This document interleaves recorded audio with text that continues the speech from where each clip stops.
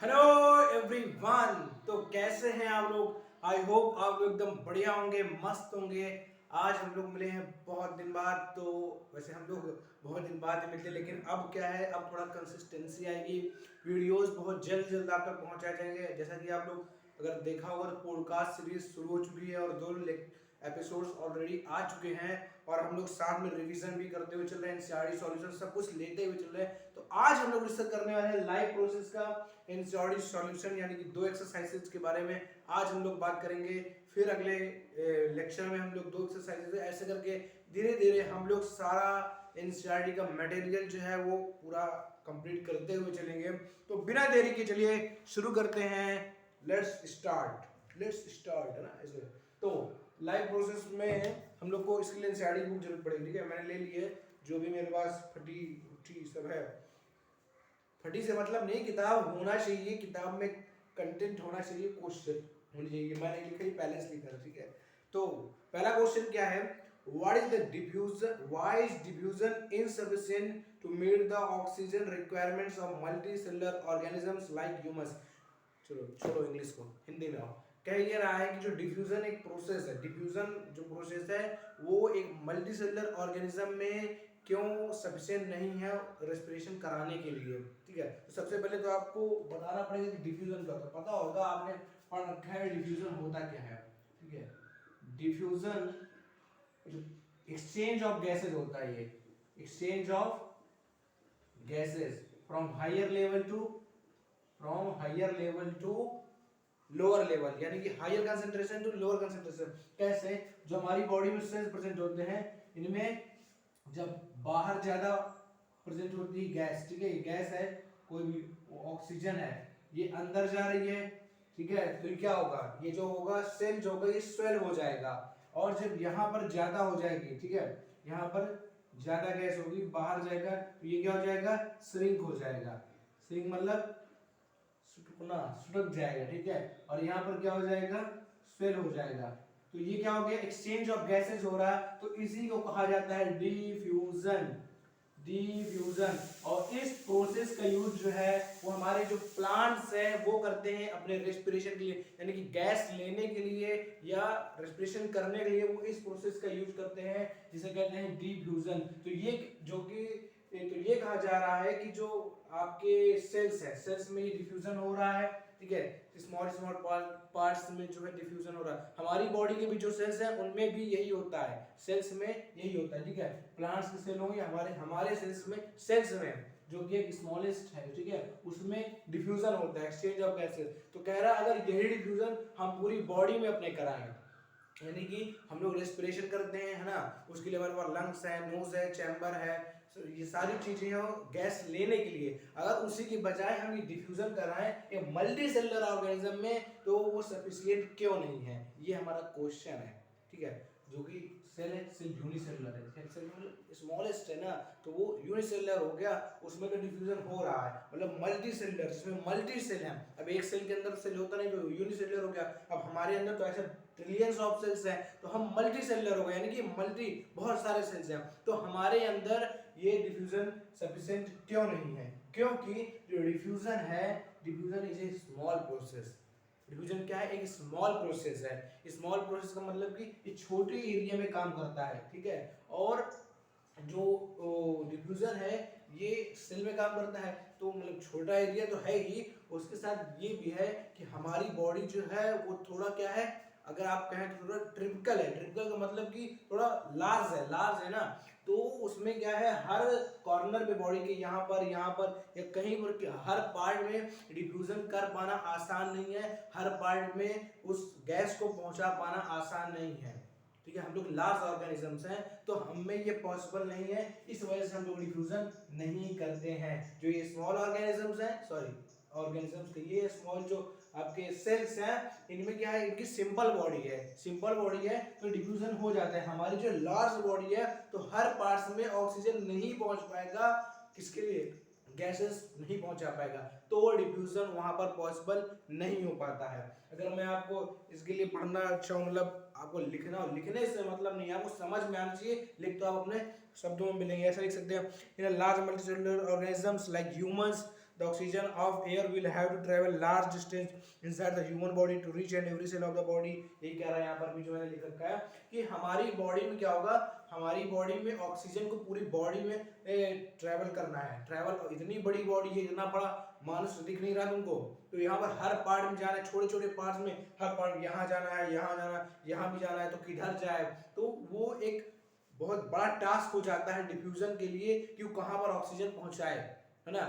लेकिन यहाँ पर क्या है, यहाँ छोटी बॉडी है तो बस एक बार आएगा गैस वो खुद ही पूरे में फैल जाती है, क्योंकि इतना छोटा होता है क्या सेल, नहीं इतना ही, इससे भी छोटा, तो उसमें आसानी से बस एक बार गैस आ गई तो खुद फैल जाएगी। लेकिन हमारी बॉडी में क्या है, अगर डिफ्यूजन हुआ गैस अंदर तो आ गई, लेकिन इतने सारे पार्ट्स हैं और इतना ये क्या कहेंगे आप उसको, कॉम्प्लेक्स बॉडी है हमारी ह्यूमन बॉडी, कि वहाँ डिफरेंट पार्ट्स में पहुंचाना मुमकिन नहीं, यानी कि कैसे पहुंचेगा, फिर यहाँ तो आ गया, अब इतना ज्यादा फैल तो नहीं सकता कोई चीज की, यहाँ से लेकर पैर तक भी चली जाए, यहाँ से सर तक, तो वो पॉसिबल नहीं है। इसी वजह से डिफ्यूजन जो है वो मल्टी सेलुलर ऑर्गेनिजम्स के लिए सफिशिएंट नहीं है। आई होप आपको समझ में आया होगा, समझने में ज्यादा ध्यान दें, लिखने में नहीं, ठीक है। ये हमारा पहला क्वेश्चन था, पहले क्वेश्चन का आंसर हो चुका है, बताइए आपको।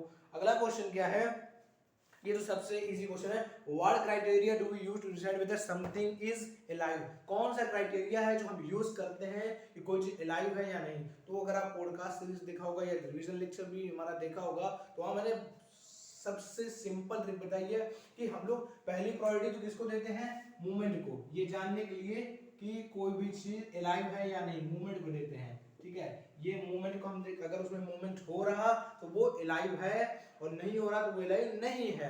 अब मूवमेंट का मतलब ये नहीं कि हम उसको पुश कर रहे हैं या पुल कर रहे हैं तो वो खुद से मूवमेंट कर रहा तो वो अलाइव है, और अगर नहीं कर रहा तो अलाइव नहीं है। प्लांट्स में मूवमेंट कैसे होता है ये जरूर आ रहा होगा, अगर आपने पढ़ा और पता होगा।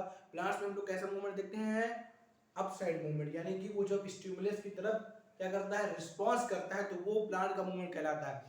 सन इधर आया तो सनफ्लावर उधर घूम जाता है, रूट्स जो है वो नीचे वाटर होता है, वाटर एक स्टिमुलस है, उसकी तरफ वो ग्रो होती हैं। ये सब आपने अगर लेक्चर देख रखे हैं कि यहाँ रिवीजन के हिसाब से आए हैं या सिविल सॉल्यूशन समझने आए हैं थोड़ा सा, तो आपको आसानी समझ में आ रहा होगा मैं क्या कहना चाहता हूँ। अब यहाँ पर पूरा चैप्टर तो पढ़ाने वाला हूँ नहीं, पूरा चैप्टर है ना, तो तो कौन सा क्राइटेरिया है, सबसे पहले तो हम लोग मूवमेंट को करते हैं, मूवमेंट से हम लोग ये कर लेते हैं कि हाँ ये है नहीं। और जो क्राइटेरिया है वो मैंने एक थोड़ा सा छाला है ना, तो वो मैंने एक ट्रिक से बताया था, क्या थी trick, Mrs grain. Mrs grain अगर जो लोग देखे होंगे तो उनको अच्छे से याद होगा। एम से सबसे पहला क्राइटेरिया किसको जाता है, मूवमेंट को, दूसरा क्या जाता है, रेस्पिरेशन को, रेस्पिरेशन है ना, जो आप लोग, लेकिन ब्रीथिंग और रेस्पिरेशन में अंतर है, यहाँ कोई ब्रीथिंग नहीं लिखेगा, ठीक है। ब्रीथिंग रेस्पिरेशन में पूरी तरह डिफरेंट है।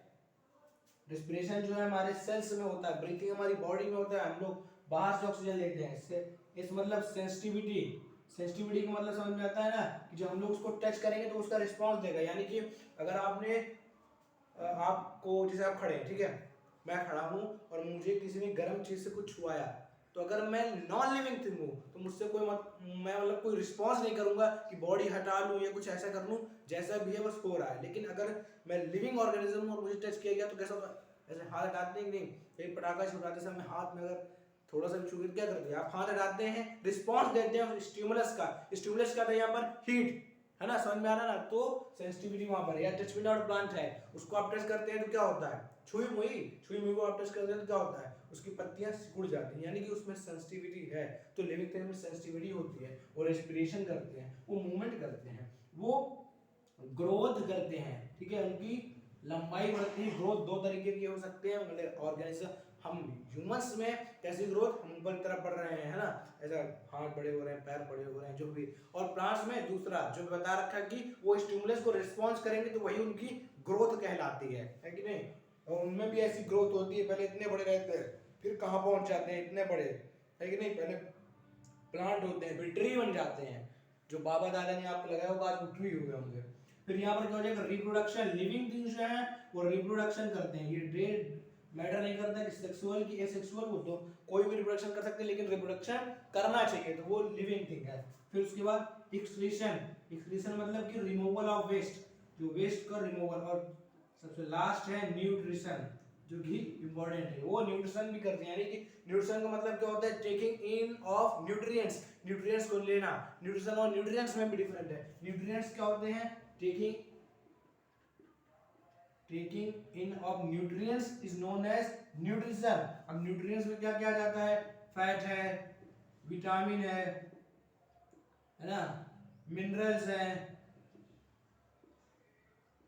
कार्बोहाइड्रेट है, ये सब क्या है, ये न्यूट्रिएंट्स है। और इनको लेना ही, बॉडी में इनको इनटेक करना ही क्या कहलाता है, न्यूट्रिशन। और बाद में इन्हीं सब का ये जो हमारे बॉडी में स्टोर हो जाता है in the form of ATP के फॉर्म में स्टोर हो जाता है, और इसको हम अपने ग्रोथ या मूवमेंट के लिए यूज करते हैं। बाद में फिर आटे की बोरी उठाने के लिए यूज करते हैं, साइकिल चलाने के लिए यूज करते हैं ना, तो वेरियस एक्टिविटीज के लिए यूज करते हैं। तो ये वो क्राइटेरिया है जिनसे हम डिसाइड कर सकते हैं कि आदमी क्या है, एलाइव है। एलाइव मतलब लिविंग थिंग है ना, या जिंदा है, क्या है, जिंदा है आदमी, जिंदा है यानी कि वो लिविंग थिंग है। ठीक है, तो ये हमारा दूसरा क्वेश्चन था। आई होप ये भी समझ में आ गया होगा, स्क्रीनशॉट वगैरह लेना हो वैसे आप तेजस्वी में ले लिया। ठीक है, चलते हैं अगले क्वेश्चन की तरफ। तीसरा क्वेश्चन जो है, तीसरा क्वेश्चन क्या है, जल्दी से, what are outside raw materials used for by an organism. What are outside raw materials used by an organism. Organism जो होते हैं, अभी हम देखो ऑर्गेनिज्म की बात कर रहा हूं। अब ऑर्गेनिज्म में दोनों आ जाते हैं, कौन कौन से, ऑटोट्रॉपिक भी, हेटेरोट्रॉपिक भी, है ना। ऑटोट्रॉप जो अपना वाला वो भी ऑर्गेनिज्म है, वो भी ऑर्गेनिज्म। तो पूछ रहे हैं कि कौन कौन से रॉ मटेरियल्स यूज करते हैं। रॉ मटेरियल कहने का मतलब है कि जो बाहर के एनवायरनमेंट से कौन सा प्रोडक्ट ये लेते हैं अपनी बॉडी में, बॉडी को मेंटेन करने के लिए, या एज अ न्यूट्रिशन कौन सा प्रोडक्ट लेते हैं। तो अगर हम बात करें ऑटोट्रॉपिक की, ठीक है, ऑटोट्रॉपिक, ये तो सबको इजीली आ जाएगा। साफ साफ मैंने इसमें जब इसकी बात की थी, तो ऑटो मतलब देखो सेल, सेल होता है, ट्रॉपिक मतलब टू मेक, जो खुद से खाना बनाए वो उन्हें कहते हैं ऑटोट्रॉपिक। ठीक है, ऑटोट्रॉपिक के अगर रॉ मटेरियल्स की बात की जाए तो क्या होंगे रॉ मटेरियल में। सबसे पहले तो आपका आ जाएगा जो सबसे मोस्ट इंपोर्टेंट कौन से, कार्बन डाइऑक्साइड और वाटर, CO2 एंड H2O। इनका यूज करके तो क्या करता है, ये अपना खाना बनाता है, glucose, CO2 plus H2O is equal to C6H12O6 plus O2, है कि नहीं। तो CO2 plus H2O, और अगर हम यहाँ पर लिखना चाहें तो जो हमने मिनरल्स की बात की थी, कई सारे मिनरल्स होते हैं, है ना। मिनरल्स में कौन कौन से आ जाएंगे, आपका आयरन आ गया, पोटेशियम आ गया, फास्फोरस आ गया, पूरा लिख दो ना, फास्फोरस, मैग्नीशियम भी।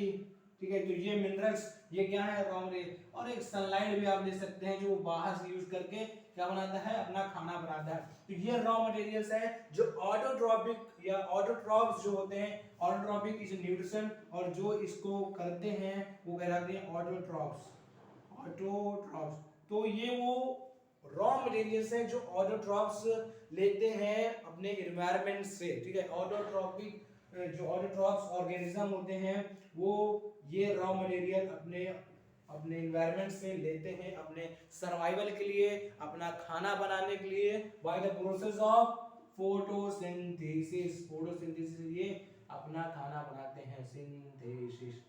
ठीक है, समझ में आ गया। अब बात करते हैं अगले ऑर्गेनिज्म की, वो कौन है, हेटेरोट्रॉप्स।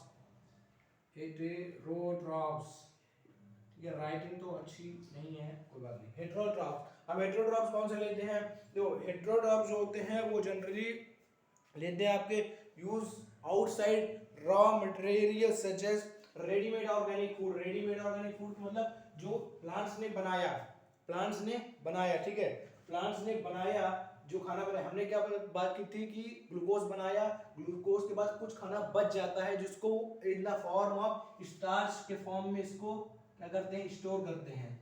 स्टार्च के फॉर्म में प्लांट्स इसको स्टोर करते हैं, और कहा जाता है कि जो बचा हुआ खाना ये वो हम लोग ले लेते हैं, यानी कि जो खेती से उगा और उसको हम यूज करते हैं, तो हम ऑर्गेनिक फूड यूज करते हैं एज अ रॉ मटेरियल।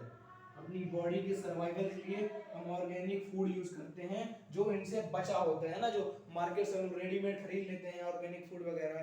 ठीक है, या अगर दूसरे पर्सपेक्टिव से बात करूं अपने सर्वाइवल के लिए, तो हमने ये खाना सीधा खरीदा बाहर से, ठीक है, जो भी दाना या सॉरी जो गेहूं अनाज है। और अगर दूसरा जो है वो बात करें तो जो हम अपने खाना बनाने के लिए जो यूज करते हैं, खाना बनाने के तात्पर्य है कि खेती करने के लिए हम जिसका यूज करते हैं। जैसे यहाँ पर जो प्लांट्स थे, इनको अपना खाना बनाना था, ग्लूकोज, तो इन्होंने ये चीजें यूज की। तो हम लोग को अपना खेती करना है, वही हमारा भी खाना एक तरह से बनाना माना जाता है कि नहीं। तो उसमें हमने क्या क्या यूज किया, वहां पर भी हम ऑर्गेनिक कंपोनेंट्स यूज करते हैं, है ना। बाहर से ले लिया तो खाद ले ली, तो क्या ले लिया, है ना, फॉस्फेट ले लिया, ये सब वगैरह हम लोग डालते हैं ना, गोबर वगैरह भी डालते हैं। तो ऑर्गेनिक हम लोग यूज करते हैं अपनी खेती के लिए, तो वो हम हेटेरोट्रॉफ करते हैं। हेटेरो मतलब जो अपना खाना स्वयं नहीं बनाते हैं, डिपेंडेंट ऑन अदर्स, ठीक है। खेती तो लेकिन करते हैं, तो वहां पर हम लोग ऑर्गेनिक का यूज करते हैं। और एक सबसे मोस्ट कॉमन चीज जो है वो जो दोनों ले लेते हैं, सारे ऑर्गेनिज्म जो अपने एनवायरनमेंट से एज अ रॉ मटेरियल लेते हैं अपना बनाने के लिए, वो है ऑक्सीजन। अब ऑक्सीजन को कहाँ ये ले रहे हैं, ऑक्सीजन को हम लोग लेते हैं एज रेस्पिरेशन करने के लिए। रेस्पिरेशन में हमको ऑक्सीजन की जरूरत पड़ती है, ऑक्सीजन की जरूरत हम रेस्पिरेशन के लिए लेते हैं। और रेस्पिरेशन किस काम आता है, ब्रेक डाउन करने के काम आता है। जो फूड मटेरियल्स होते हैं उनको ब्रेक डाउन करता है, ठीक है। आई होप आपको समझ में आ रहा है मैं क्या कहना चाह रहा हूँ। ब्रेक डाउन कैसे करता है, हमने रेस्पिरेशन में आपने लेक्चर देखा होगा तो वहाँ पढ़ा होगा C6H12O6, यानी ग्लूकोज को जब प्लस ऑक्सीजन उसको ब्रेक डाउन होता है डिफरेंट डिफरेंट उसमें एटीपीज में, है ना, तो उसके काम आता है, जो कि दोनों के लिए है। तो ये ऑटोट्रॉप्स का रॉ मटेरियल और ये हेटेरोट्रॉप्स का ऑर्गेनिक फूड यूज करते हैं, गोबर है, खाद है, ये सब हम लोग अपने खेती के लिए यूज करते हैं, तो ये रॉ मटेरियल्स हैं। ये था हमारा कौन सा, चौथा क्वेश्चन, ठीक है। अब हम लोग बढ़ते हैं, नहीं तीसरा क्वेश्चन था। अब हम लोग बढ़ते हैं अपने अगले क्वेश्चन की तरफ। अगला क्वेश्चन है, what process would you consider essential for maintaining life. अरे अभी जो बात की, कौन से ऐसे प्रोसेस हैं जो तुमको लगता है कि वो मेंटेनिंग अ लाइफ के लिए, to maintain a life important है, to maintain a life, to maintain a life important है। देखो कोई एक प्रोसेस तो है नहीं जो लाइफ को, मतलब हमारे लाइफ को सर्वाइवल रखे या मेंटेन रखे। क्यों, क्योंकि अगर हम कह दें कि न्यूट्रिशन इंपॉर्टेंट है, पहला ले लो, मान लो हमने कह दिया केवल न्यूट्रिशन इंपॉर्टेंट है, खाना खाना इंपॉर्टेंट है, और खाना अगर इंपॉर्टेंट है तो उसका एक्सक्रीशन भी तो इंपॉर्टेंट है। अगर वो नहीं होगा तो फिर सब गड़बड़ हो जाएगा ना, क्या हो जाएगा, सब सिस्टम गड़बड़ हो जाएगा, बॉडी में सब रह जाएगा। और फिर हम कहते चलो एक्सप्रेशन, न्यूट्रिशन एक्सप्रेशन से हो जाएगा, हम खा लिए और एक्सक्रीट कर दिया, खत्म काम। तो रेस्पिरेशन भी जो जरूरी है, हम क्या कर रहे हैं, सांस नहीं लोगे क्या, बिना सांस के जिंदा रहोगे, तो वो भी जरूरी है, वो भी आ गया।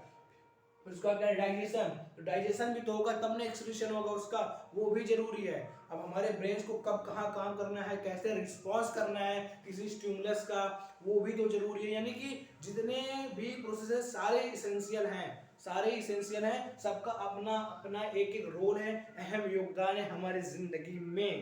तो किसी को भी हमें डिनाई नहीं करना है और सबको लिखना है। न्यूट्रिशन हो गया, रेस्पिरेशन हो गया, थर्ड नंबर पे आ जाएगा आपका ट्रांसपोर्टेशन, ठीक है, ट्रांसपोर्टेशन, चौथा में आ जाएगा एक्सक्रीशन। सारे प्रोसेस इंपॉर्टेंट है एक ह्यूमन बॉडी के हेल्दी रहने के लिए और उसको अपनी लाइफ मेंटेन करने के लिए। अगर कोई भी प्रोसेस नहीं होता है तो फिर बॉडी मेंटेन नहीं रह पाएगी। मेंटेन अ लाइफ से मतलब समझ रहे ना, कि लाइफ को मेंटेन का मतलब कि केवल जिंदा रहने के लिए नहीं, मेंटेन अ लाइफ यानी कि लाइफ एकदम सुखी और आनंद से चलती रहे, कोई तकलीफ दुख दर्द ना आए, तो उसके लिए सारे जरूरी है। रेस्पिरेशन बंद हो गया तो ऑक्सीजन सिलेंडर लगाना पड़ेगा, लेकिन एक्सक्रीशन बंद हो गया तो फिर सब गड़बड़ हो जाएगा ना। फिर अगला क्या है, कंट्रोल, कंट्रोल एंड कोऑर्डिनेशन, यानी कि हमको अपनी बॉडी में कंट्रोल भी होना चाहिए, यानी कि किस स्टिमुलस को कैसे रिस्पॉन्स करना है, कहाँ से जो मैसेज आ रहा है कैसे किसी चीज को भी रिस्पॉन्स करना है, कैसे किसी चीज को हैंडल करना है, ये भी आना चाहिए। तो ये सारे प्रोसेस जो है, और अगर इसमें और भी ऐड करना है, डाइजेशन भी हो जाएगा, ठीक है। फिर और रिप्रोडक्शन भी जरूरी है, रिप्रोडक्शन, रिप्रोडक्शन क्यों जरूरी है और इसके बारे में डिटेल में तो ये पूरा एक चैप्टर ही है, ये भी पूरा एक चैप्टर ही है, और ये सारी चीजें हम अपने इसी चैप्टर में पढ़ते हैं, लाइफ प्रोसेस में हमने पढ़ा है। तो ये सारे प्रोसेस हैं to maintain a life, maintain और सर्वाइवल नहीं पूछ रहा, टू मेंटेन अ लाइफ यानी कि लाइफ को एक सुखद जीवन जीने के लिए क्या क्या जरूरी है, पैसा भी जरूरी है बाबू भैया, पैसा भी जरूरी है।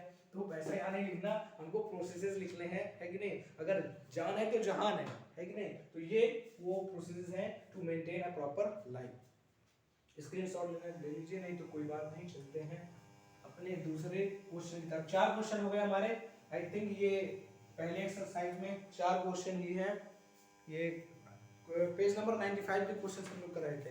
नई बुक में कुछ और इधर उधर होगा, पेज जिस इधर उधर होंगे। अब अगले क्वेश्चन की तरफ चलते हैं। इस पेज में है 101 में, ठीक है। तो यहाँ पर सबसे पहला क्वेश्चन है, what are the difference between autotrophic nutrition and heterotrophic nutrition. ये तो सबसे इजी क्वेश्चन है। पेज नंबर यहाँ पर लिख देते हैं 101, ओल्ड एनसीईआरटी में है ये, ठीक है। आपके पास न्यू एनसीईआरटी होगी तो उसमें हो सकता है कुछ चेंजेस हो। तो उसका पहला क्वेश्चन है, difference between autotrophic nutrition and heterotrophic. तो डिफरेंस जो है वो हमेशा ऐसे लिखा जाता है, यानी कि इजी बनाने के लिए, इजी अंडरस्टैंडिंग के लिए अपने भी, और अगर एग्जाम में लिख रहे हैं तो टीचर के लिए भी, कैसे ऑटोट्रॉपिक और हेटेरोट्रॉपिक में पूछ रहा है, ऑटोट्रॉपिक इधर लिख लीजिए और हेटेरोट्रॉपिक इधर लिख लीजिए। हेटेरोट्रॉपिक, ये हेटेरोट्रॉपिक न्यूट्रिशन, ये ऑटोट्रॉपिक। अब इधर पॉइंट डाल के आप लिख सकते हैं। ऑटोट्रॉपिक क्या होते हैं, create make their on food, make their on food. ये क्या करते हैं, ये ऐसा नहीं करते हैं, ये अपना खाना स्वयं नहीं बना। अब ऐसे एग्जाम में नहीं बना के आना, लेकिन बना दिया, हाँ इजी हो गया, इजी अंडरस्टैंडिंग नहीं। यहाँ साफ लिखना होगा हेटेरोट्रॉपिक, और हेटेरोट्रॉपिक मोड ऑफ न्यूट्रिशन जो है, इसमें जो ऑर्गेनिजम्स होते हैं वो अपना खाना खुद नहीं बनाते हैं। ये ऑर्गेनिज्म अपना खाना खुद नहीं बनाते हैं। जो ऑटोट्रॉपिक होते हैं इनके अंदर प्लांट्स आते हैं और ब्लू ग्रीन एल्गे, कौन आता है, ब्लू ग्रीन एल्गे आते हैं, और कुछ कुछ बैक्टीरिया। ठीक है, ब्लू ग्रीन एल्गे क्या है, ये एक बैक्टीरिया है, ये एक बैक्टीरिया है।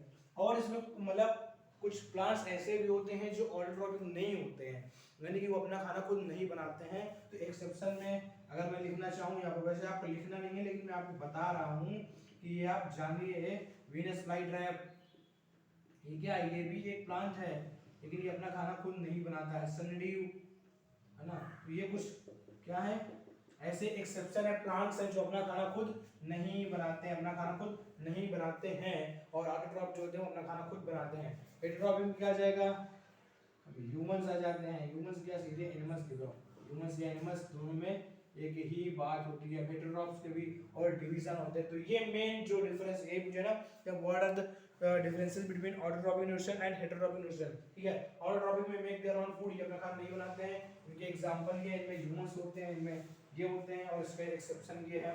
और ये आई होप कि इतना डिफरेंस काफ़ी है। और अगर हम लोग और देखना चाहें तो मान लो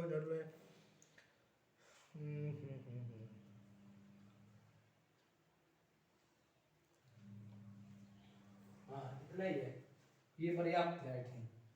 इसमें आप ये भी लिख सकते हैं जो ऑटोट्रॉपिक है वो photo they go through the process of photosynthesis, है ना। वैसे हमने लिख दिया कि वो खाना बनाते हैं। और आप बड़े बड़े पॉइंट्स भी लिख सकते हैं, जैसे prepare food through photosynthesis, photosynthesis के प्रोसेस से, सिंथेसिस के प्रोसेस से आप बनाते हैं। They do not do so, वो ऐसा नहीं करते हैं। और यहाँ पर एक चीज और जोड़ सकते हैं, ठीक है, ये शब्दों पे मत जाइए, भावनाओं पर जाइए।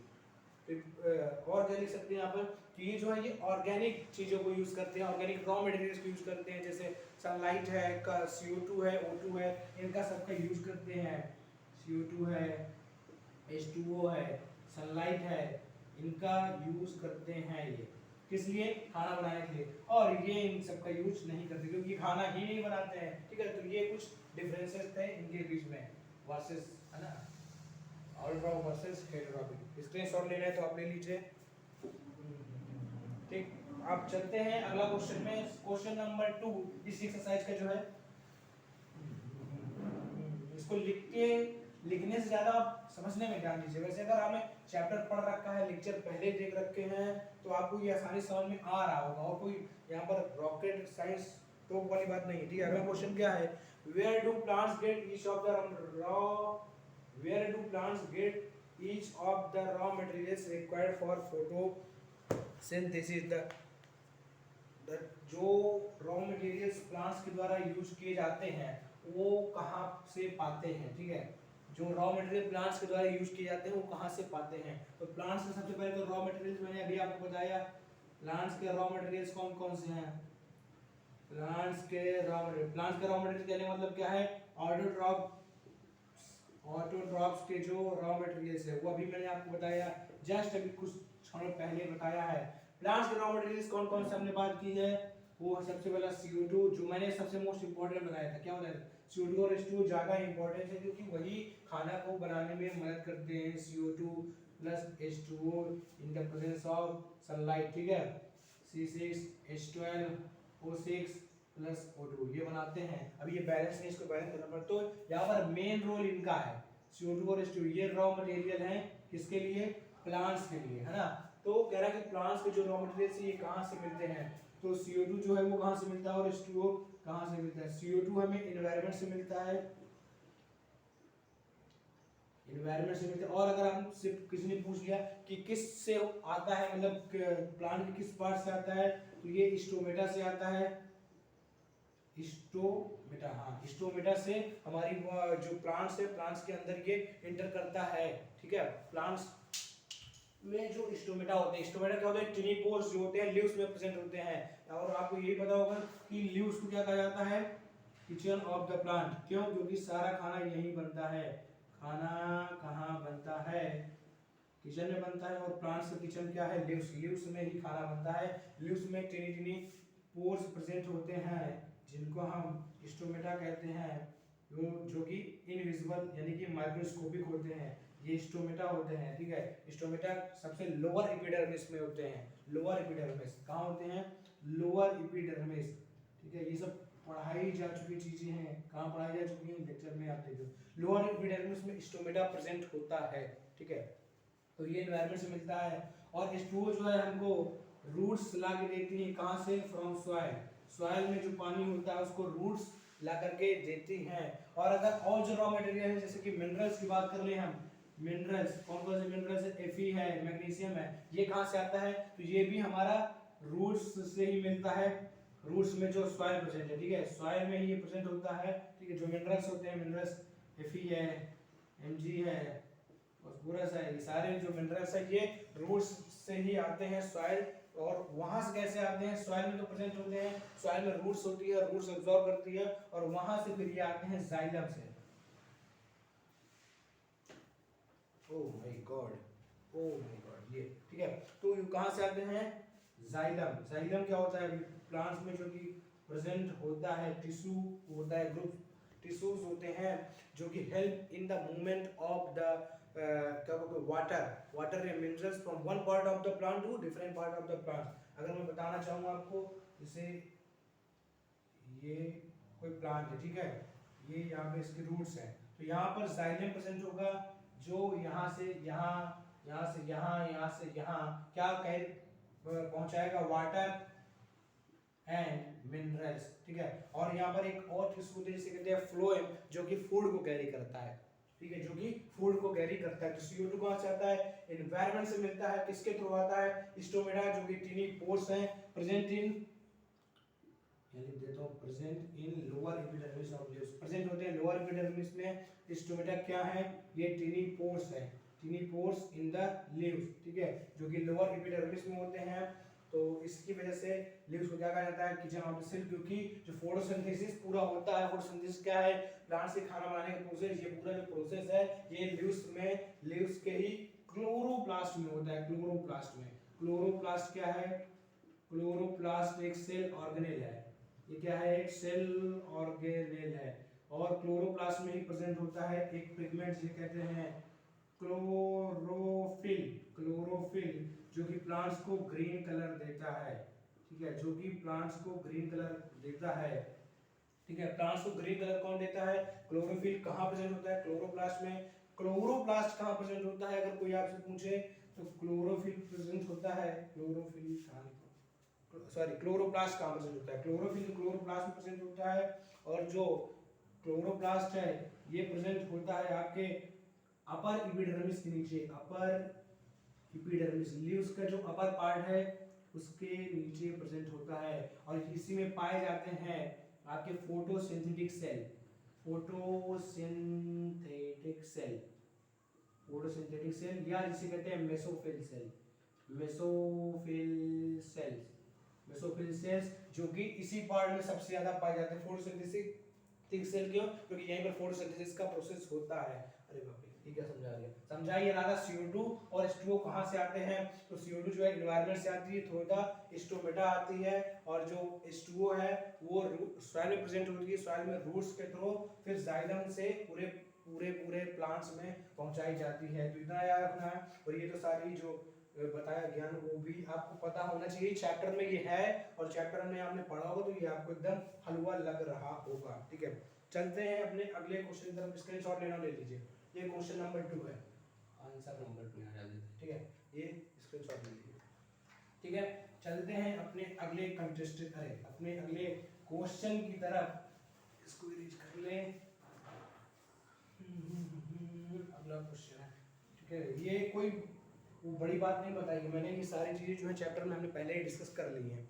अगला क्वेश्चन है, what is the role of acid in our stomach? सबसे बढ़िया क्वेश्चन मुझे लगा, सबसे बढ़िया, what is the role of acid in our stomach? अब जो लोग पढ़ चुके हैं लेक्चर, उनके लिए सबसे ज्यादा, मैं बार बार कह रहा हूँ, लेक्चर पढ़ के तब इसको देखिएगा तो आपको पहली बात तो खुद ही आ जाएगा।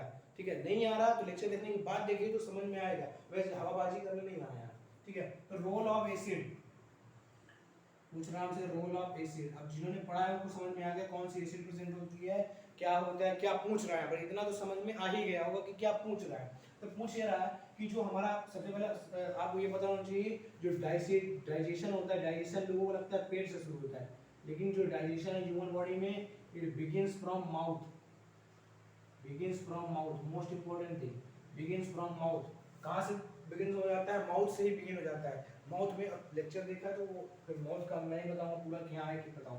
तो माउथ से जब वो कार्बोहाइड्रेट जो है वो आप ग्लूकोज में कन्वर्ट हो करके अब यहाँ पर आया हमारे स्टमक में, तो स्टमक में क्या होती है, स्टमक का मैं पूरा समझा देता हूँ। स्टमक में क्या होता है, इनर लाइनिंग में, इनर लाइनिंग होती है, इनर लाइनिंग मतलब जो उसके अंदर साइड, जैसे कि अगर मैं आपको एक एग्जांपल समझाऊं, ठीक है, ये एक बॉटल है, ठीक, ये बॉटल है, तो ये जो है इसकी आउटर लाइनिंग है, और जो अंदर साइड है ये जो है ना, तो वो इनर लाइनिंग है। तो स्टमक की इनर लाइनिंग में,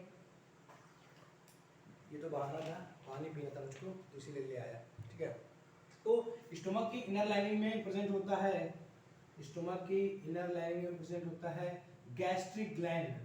कौन सा ग्लैंड? गैस्ट्रिक ग्लैंड प्रेजेंट होता है, और ये सिक्रीट क्या करता है, इट सिक्रीट्स गैस्ट्रिक जूसेस। ये क्या सिक्रीट करता है? Gastric juices.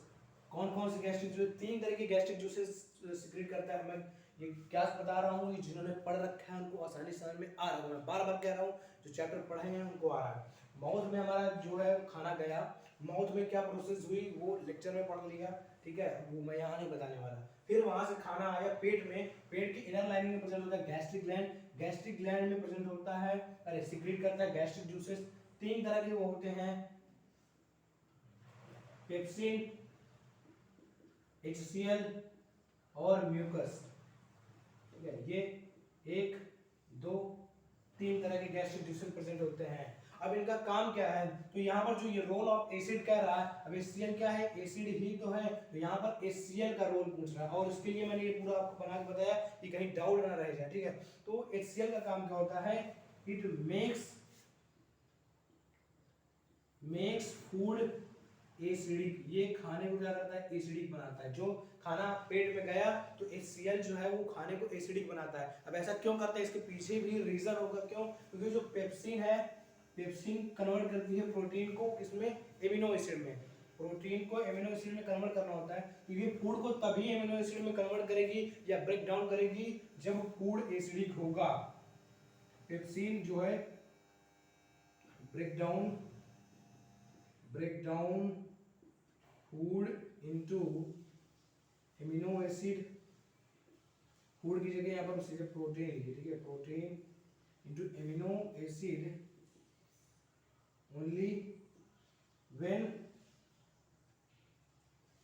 इज एसिडिक, जब खाना एसिडिक होगा तभी ये उसको ब्रेक डाउन करेगी। ठीक है, पेप्सिन जो है वो कब उसको करेगी, जब खाना आपका होगा एसिडिक। एसिडिक जब होगा तभी क्या करेगा, ब्रेक डाउन करेगा किसका, सॉरी HCl क्या करता है, मेक फूड एसिडिक, खाने को एसिडिक बनाता है। क्यों, अगर पूछा क्यों बनाता है, क्योंकि जो पेप्सिन है, अदर जो जूस है, वो उसको करना होता है प्रोटीन को एमिनो एसिड में कन्वर्ट, वो तभी करेगा जब खाना एसिडिक होगा। ठीक है, तो यहाँ पर सेकेंड प्रोसेस हो जाती है ब्रेकडाउन ऑफ प्रोटीन को एमिनो एसिड में, जो पेप्सिन है वो कन्वर्ट कर देता है। प्रोटीन को एमिनो एसिड में कौन कन्वर्ट करता है, पेप्सिन।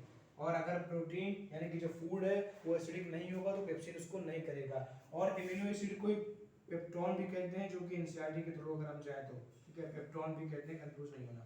अब म्यूकस का क्या काम है, ठीक है, HCl का काम पता चल गया, role of acid, role of acid पूछ रहा है, यानी कि HCl उसका काम क्या है, काम क्या है, मेक्स फूड एसिडिक। और एक काम जो है, किल्स द बैक्टीरिया, किस बैक्टीरिया, जो खाने के साथ हमारे बैक्टीरिया आ जाते हैं उनको भी ये किल कर देता है, क्योंकि HCl बहुत स्ट्रॉन्ग एसिड है, मोस्ट स्ट्रॉन्ग एसिड है। ठीक है, तो ये क्या करता है, बैक्टीरिया को किल कर देता है। म्यूकस का क्या है, अब इतना स्ट्रॉन्ग एसिड अगर वहां पर प्रेजेंट है तो बॉडी को, यानी कि जहां पर प्रेजेंट है उसको प्रोटेक्शन भी चाहिए, तो ये म्यूकस जो है, म्यूकस स्टमक की इनर लाइनिंग को प्रोटेक्ट करता है from the harsh reaction of, protect inner lining of stomach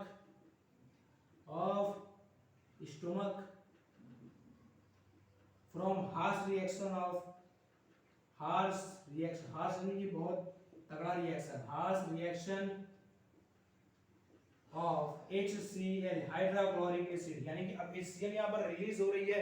HCl एक बहुत स्ट्रॉन्ग एसिड, बहुत स्ट्रॉन्ग एसिड है कि हाथ डालें तो हाथ पूरा जल जाए। तो इतना स्ट्रॉन्ग एसिड अगर हमारे पेट में प्रेजेंट है, सोचो तो उसको प्रोटेक्शन के लिए भी कुछ ही नहीं, तो पेट तो हमारा आज पूरा खाली होता, जल गया होता, गायब होता है कि नहीं। तो म्यूकस जो है, म्यूकस एक तरह का लिक्विड चिपचिपा सा होता है, नाक में उंगली डालते हो ना जैसा रहता है चिपचिपा चिपचिपा, तो वैसे कुछ ये भी म्यूकस ही होता है।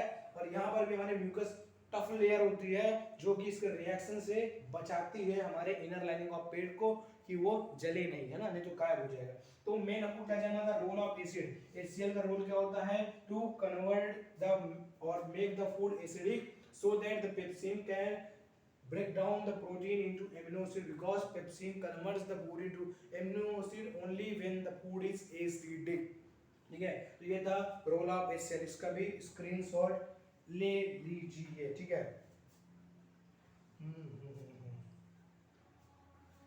ठीक, आई होप ये लिख गया होगा। अब चलते हैं अगले क्वेश्चन की तरफ। ये बहुत ही अच्छा क्वेश्चन है मेरे लिए, भाई मुझे बहुत अच्छा लगता है क्वेश्चन, इसे आप सर्कल कर सकते हैं जब, क्योंकि ये मुझे अच्छा लगता है। अगले क्वेश्चन में चलते हैं, हमारा फोर्थ क्वेश्चन है।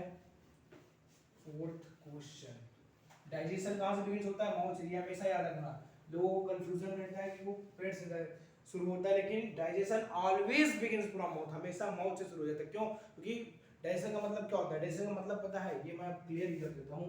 डाइजेशन का मतलब क्या होता है, अगर कोई पूछे डाइजेशन माउथ से कैसे बिगिन होता है, तो डाइजेशन का मतलब क्या होता है, डाइजेशन का मतलब होता है simplification of food, simplification of food, या तो break down of food, break down of food, है ना, फूड मॉलिक्यूल्स, यानी कि सिंप्लीफिकेशन, यानी कि जो बड़े बड़े टुकड़े हैं खाने के, बड़े बड़े टुकड़े इनको छोटे छोटे टुकड़ों में बदलना, यही काम, यही होता है डाइजेशन। डाइजेशन का मतलब ये होता है। ठीक है, तो अब जो हमने खाना बड़ा सा और खाते हैं, रोटी का सब्जी खाई हमने, तो क्या होता है, यहाँ पर हमारे 4 टीथ प्रेजेंट है, incisor, canine, molar, premolar, 4 teeth present, तो उन्हीं से तो हम च्यू करके उसको छोटे छोटे टुकड़ों में कर देते हैं, छोटे छोटे टुकड़ों में यहीं पर तो हो जाता है, तो यहीं पर डाइजेशन हो गया, है कि नहीं। डाइजेशन यहीं से शुरू हो गया, कंप्लीट डाइजेशन नहीं हुआ, लेकिन क्या हुआ, डाइजेशन बिगिंस हो गया। डाइजेशन क्या हो गया, बिगिंस फ्रॉम माउथ। डाइजेशन कहां से बिगिंस हो गया, हमारे मुंह से। मुंह में क्या हुआ, क्योंकि break down of food molecules हुआ, तो वही कहलाता है डाइजेशन। तो आपको ये समझ में, ये हमेशा याद रखिएगा। ठीक है, ब्रेक डाउन, डाइजेशन मतलब होता क्या है, सिंप्लीफिकेशन ऑफ फूड या तो break down of food molecules. ठीक है, बढ़ते हैं अपने चौथे क्वेश्चन की तरफ। What is the function of digestive enzyme.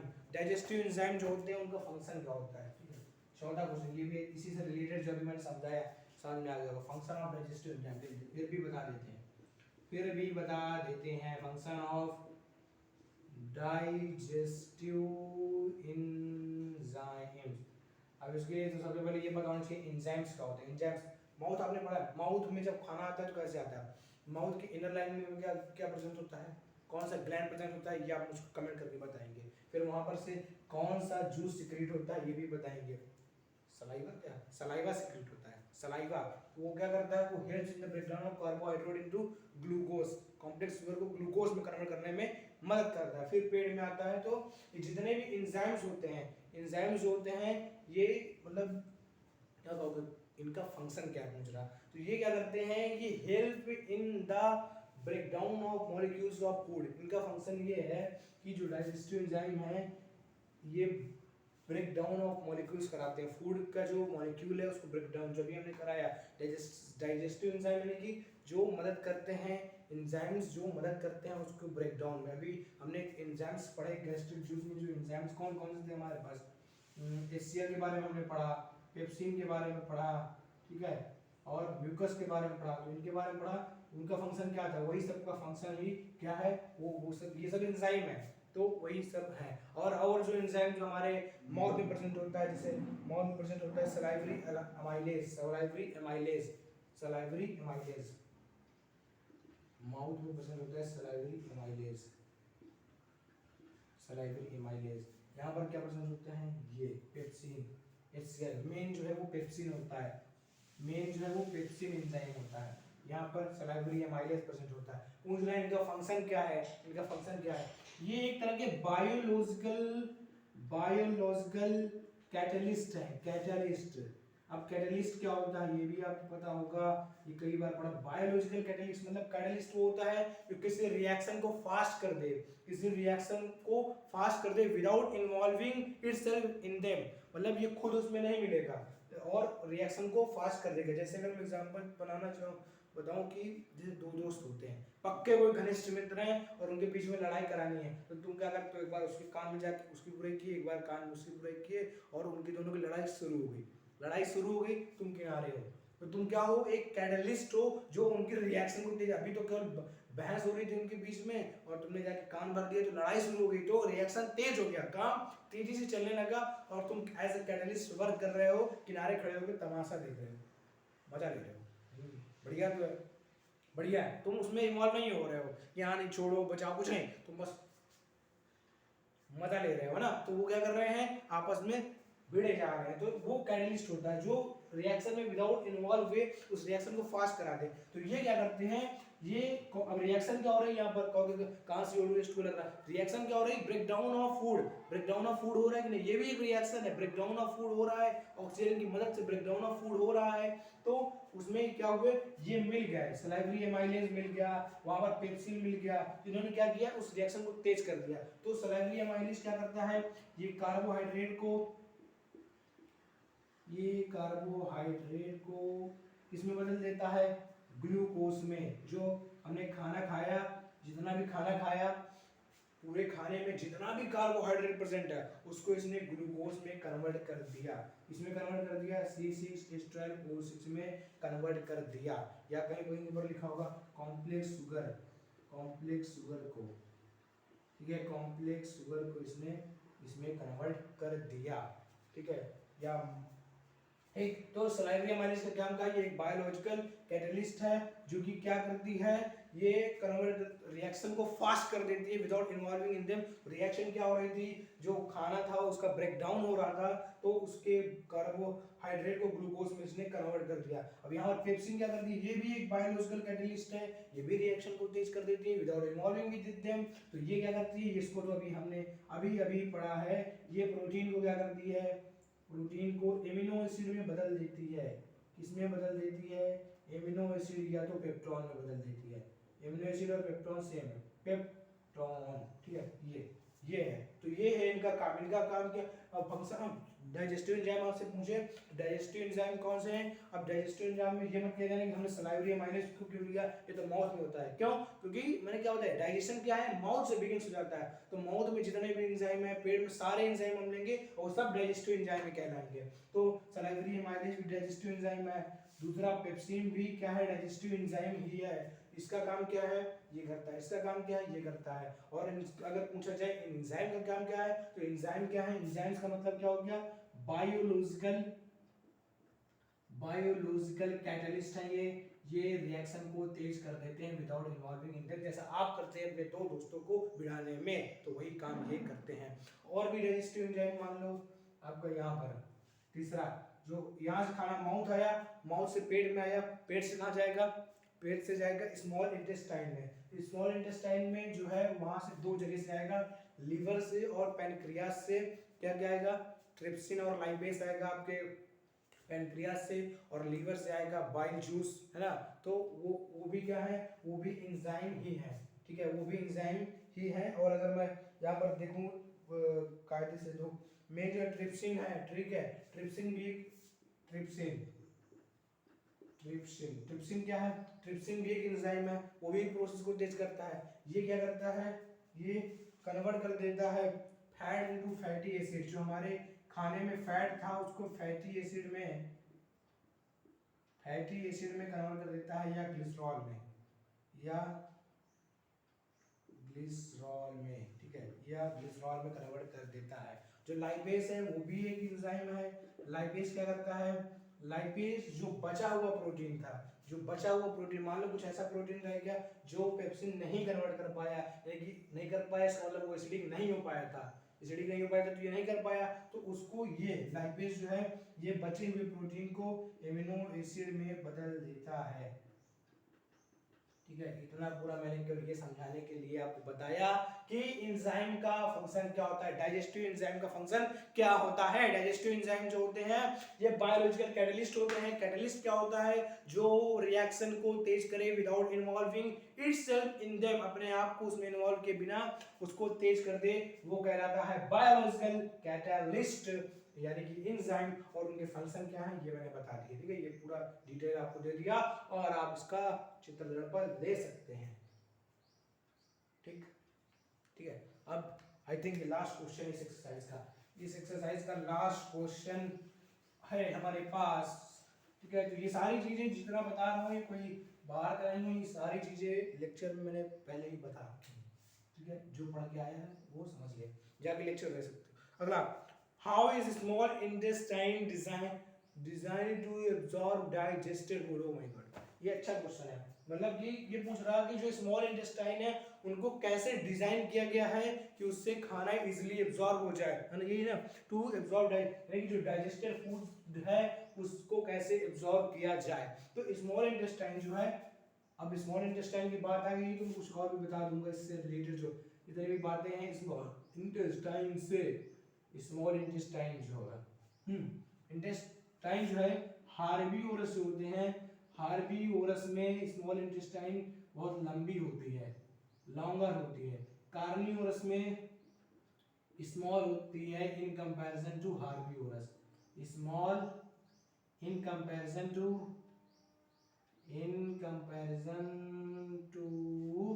Herbivores. क्यों, अब क्यों, सबसे पहले क्वेश्चन तो यही है, हार्बीवोरस क्यों, क्योंकि हार्बीवोरस जो होते हैं वो खाते हैं क्या, घास फूस खाने वाले हार्बीवोरस कहलाते हैं, जो घास फूस खाते हैं, पेड़ पौधे खाते हैं। तो इनमें प्रेजेंट होता है सेलुलोज प्रेजेंट होता है, जो घास होते हैं प्लांट्स इनमें सेलुलोज प्रेजेंट होता है, जिसको हर कोई डाइजेस्ट नहीं कर सकता है। तो उसके डाइजेशन के लिए जो है बहुत मतलब ज्यादा उसको चबाना पड़ता है, ठीक है, बहुत ज्यादा उसको च्यू करना पड़ता है, उसके लिए ज्यादा एंजाइम चाहिए होता है उसको डाइजेस्ट करने के लिए।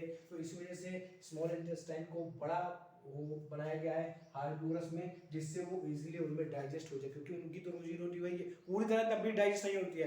आपने देखोगे जब गाय जो है ग्वाली करती है, मुंह में ऐसे करती है ना, तो उसके अभी दूर टाइप का निकलता नहीं है माउथ से, क्या है वो एंजाइम है जो सिक्रीट होता है उसको पूरी तरीके से डाइजेस्ट करने के लिए, लेकिन वो पूरी तरह फिर भी डाइजेस्ट नहीं होता, लेकिन हाँ उससे उनको न्यूट्रिएंट्स मिल जाता है, उससे उनका काम हो जाता है, तो वो उन्हीं को खाते हैं, प्रेफर करते हैं। तो हमारे मतलब जो कार्निवोरस होते हैं उनमें ये डाइजेस्ट नहीं हो सकता, हमें नहीं हो सकता, हार्बिवोरस में हो सकता है। कहो हम भी हार्बिवोरस हैं, यानी कि हम भी तो नहीं खाते हैं मांस, लेकिन हम लोग में उतना कैपेसिटी नहीं है कि हम कर सके जो हार्बिवोरस एनिमल्स होते हैं वो ज़्यादा अच्छे से कर सकते हैं, क्योंकि हम लोग घास फूस खाए नहीं कभी, है ना। पहले था हम लोग खाते थे, हम लोग में एक ऑर्गन प्रेजेंट होता था जो मदद करता है, जो पहले पूर्वज थे हमारे वो तो घास फूस सिखाते थे, तो उनमें कैसे डाइजेस्ट होता था, तो उनमें प्रेजेंट होता था एक ऑर्गन जिसको कहते हैं अपेंडिक्स। अपेंडिक्स जो था वो उनके इसी तरीके के खाने को जिसमें सेलुलोज प्रेजेंट होता था डाइजेस्ट करने में मदद करते थे। अब तो वो गायब हो चुका है, विलुप्त होता जा रहा है, हमारे यहाँ पर पीछे प्रेजेंट होता है, ठीक है, यहाँ पर विलुप्त होता जा रहा है वो। तो पहले था, अब हम लोग खाते ही नहीं है, तो है ना। तो हार्बिवोरस में जो है लॉन्ग होती है, कार्निवोरस में स्मॉल होती है। अब क्वेश्चन क्या था, क्वेश्चन भूल गया। How is the small intestine designed to absorb digested food, तो इसको कैसे डिजाइन किया गया। तो स्मॉल इंटेस्टाइन है जैसे ये, ठीक है, वो तो मुड़ी मुड़ी होती है, मैं सीधा बना रहा इसको अंडरस्टैंडिंग के लिए। तो जो स्मॉल इंटेस्टाइन है इनके अंदर बनाई गई है विली, विली बनाई गई है, वो फिंगर लाइक प्रोजेक्शन होती है, ऐसे ऐसे ऐसे ऐसे ऐसे ऐसे ऐसे ऐसे ऐसे पूरे स्मॉल इंटेस्टाइन में, ठीक है। ये पूरी तरीके से सही नहीं बन पा रहा होगा, लेकिन कुछ ऐसा ही कर करके क्या किया गया है, बनाया गया है। कहाँ पर, मतलब बनाया नहीं गया है, ऐसे ही करके कुछ प्रेजेंट है, किसमें, स्मॉल इंटेस्टाइन में। किस लिए, इससे क्या होता है, सरफेस एरिया बढ़ जाता है, सरफेस एरिया बढ़ जाता है, विलीज से सरफेस एरिया बढ़ जाता है, ठीक है। अगर मैं यहाँ पर लिखूँ ये क्या है, विली है, और इनको डिफाइन करूँ तो फिंगर लाइक प्रोजेक्शन है ये, फिंगर लाइक प्रोजेक्शन है ये, ठीक है, फिंगर लाइक प्रोजेक्शन। ये क्या है हमारी, ये पूरी अगर बात करें तो ये स्मॉल इंटेस्टाइन, स्मॉल इंटेस्टाइन। तो स्मॉल इंटेस्टाइन में क्या प्रेजेंट होते हैं, विली होता है, जो क्या करता है, increases surface area, increases surface area so that the जो खाना है, ठीक है, जो फूड है वो इजीली यहाँ पर डाइजेस्ट होने के बाद जो पूरी तरह से डाइजेस्ट, स्मॉल इंटेस्टाइन पूरी तरह डाइजेस्ट हो जाता है, तो खाना जो है इजीली यहाँ से क्या हमारी पूरी बॉडी में ब्लड वेसल्स के थ्रू पहुंचाया जा सके, जो कि इसके पीछे प्रेजेंट होती है। यहाँ पर ऐसे ब्लड वेसल्स प्रेजेंट होती है, स्मॉल इंटेस्टाइन के पीछे ऐसे सारी ब्लड वेसल्स लगी होती हैं, ठीक है। ये क्या है, ब्लड वेसल्स। अब ब्लड वेसल्स क्या होती हैं, जैसे खून वगैरह है, जो प्रोटीन आपने जो खाना खाया उसको पूरी बॉडी में पहुंचाया जाता है। ब्लड वेसल्स कितने तरीके की होती हैं, 3 तरीके की होती हैं, आर्टरीज, वेन्स, कैपिलरीज, ये सारी चीजें आपने पढ़ रखी हैं, और नहीं पढ़ा तो कोई बात नहीं, ठीक है, वो आप उसमें देख सकते हैं। तो किस तरह से डिजाइन किया गया ये पूछा है, तो स्मॉल इंटेस्टाइन को ऐसा डिजाइन किया गया है, उसमें स्मॉल स्मॉल विली बनाई गई हैं, विलीज बनाई गई हैं, जो कि फिंगर लाइक प्रोजेक्शन होती हैं, जिससे फूड को इजीली डाइजेस्ट करके in the form of blood पूरी बॉडी में ब्लड वेसल्स के थ्रू पहुंचाया जा सके। अगर आपका क्वेश्चन ये है कि क्या विली लार्ज इंटेस्टाइन में भी प्रेजेंट होती हैं, तो मेरा आंसर ये है कि बिल्कुल नहीं प्रेजेंट होती हैं लार्ज इंटेस्टाइन में। क्यों, क्योंकि लार्ज इंटेस्टाइन में इसकी कोई जरूरत नहीं। क्यों जरूरत नहीं, क्योंकि विली जो है डाइजेशन में मदद करती है, और लार्ज इंटेस्टाइन में कोई डाइजेशन नहीं होता है। जो डाइजेशन है ह्यूमन बॉडी का वो कहाँ पर कंप्लीट हो जाता है, स्मॉल इंटेस्टाइन में कंप्लीट हो जाता है। हाँ, वो बात अलग है जो उसमें से कुछ खाना बच जाता है, अनवांटेड जो होता है, नहीं होता है, वो जाकर के लार्ज इंटेस्टाइन में क्या हो जाता है, स्टोर हो जाता है। कहाँ पर स्टोर हो जाता है, रेक्टम में स्टोर हो जाता है। जो इससे खाना क्या कहेंगे, इसका जो लिक्विड होता है, वेस्ट लिक्विड होता है ना, वाटर वगैरह जो होता है, जो भी वेस्ट है वो जाके लार्ज इंटेस्टाइन में रेक्टम में स्टोर हो जाता है, और फिर उस रेक्टम में जो स्टोर होता है उसको एनल स्फिंक्टर के थ्रू कंट्रोल किया जाता है ना। अब पोटी लगती है ना, तो आप जैसे थाम के रखते हैं, तो वो एनल स्फिंक्टर जो होते हैं, मसल्स होती हैं, वो उसको कंट्रोल करके रखती हैं, और फिर जब बर्दाश्त बार तो खुल जाता है और आप है ना। तो समझ में आ गया। तो ये है स्मॉल इंटेस्टाइन में कुछ ऐसा डिजाइन किया गया है कि फूड इजीली जो है वो डाइजेस्ट हो जाए। तो आई होप ये भी समझ में आ गया होगा, इसको भी आप चित्र यानी कि स्क्रीनशॉट ले सकते हैं। अब ये लास्ट क्वेश्चन है ना, तो हमने 2 एक्सरसाइज की है एनसीईआरटी की आज। किस चैप्टर की, chapter life process class 10 biology की 2 एक्सरसाइज एनसीईआरटी की हमने आज कंप्लीट की, और टोटल क्वेश्चन हमने 9 किए, टोटल 9 क्वेश्चन किए, और पता नहीं कितनी देर का वीडियो बन गया, मुझे लगता है आधे घंटे का, तो गणित बन गया, आधे घंटे का वीडियो तो बन ही गया। तो बस मेन ये है कि आपको समझ में आना चाहिए कि क्या बताया ये लिखने से कोई मतलब नहीं, लिखना हो चाहे ना लिखा हो, समझ में आ गया तो आ जाएगा। आई होप आपको समझ में आया होगा और बहुत जल्द फिर अगली इसकी इंसर्ट सॉल्यूशन लाएंगे। और गुजारिश ये है कि आप यहाँ आने से पहले यानी कि इस इंसर्ट सॉल्यूशन को देखने से पहले आप क्या करिए, लेक्चर देख क्या करिए, चैप्टर पढ़ क्या करिए अच्छे से, उसके बाद इसको करिएगा तो ज़्यादा अच्छा होगा। और पॉडकास्ट सीरीज जो है वो अपने आप में चल रही है, एपिसोड 2 एपिसोड आ चुके हैं और बहुत जल्द एपिसोड 3 भी आएगा।